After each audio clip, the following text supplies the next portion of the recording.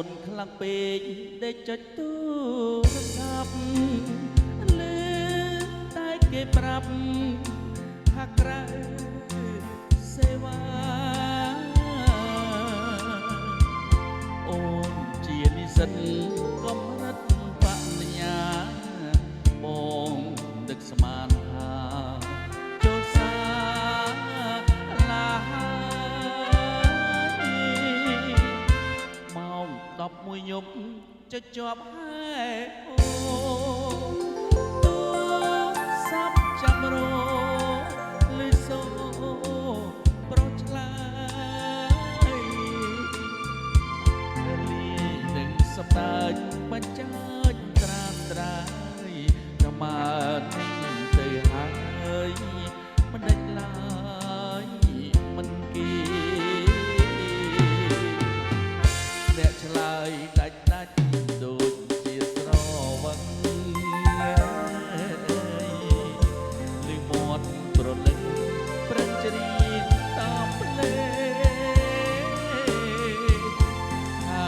រ៉ាអូខេបំពេប្រុសក្មេង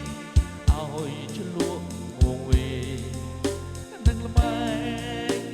ស្នេហ៍ស្និទ្ធទូរស័ព្ទបងសងអូនឲ្យគេឆ្លើយឬអូនភ្លេចហើយខ្លួនជានិស្សិតបងមិនស្ដាយទេមកអូនប្រែចិត្តស្ដាយឈ្មោះនិស្សិតចារឹកដូចអូន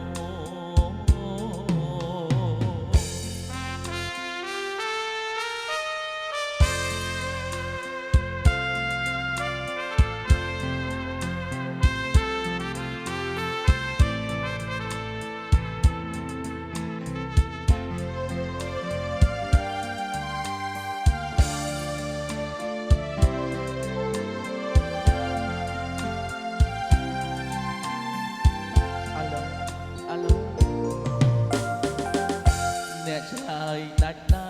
ដូចជាស្រវឹងលឺមាត់ប្រលឹងប្រឹងច្រៀងតាមភ្លេងថារ៉ាអូខេបំពេ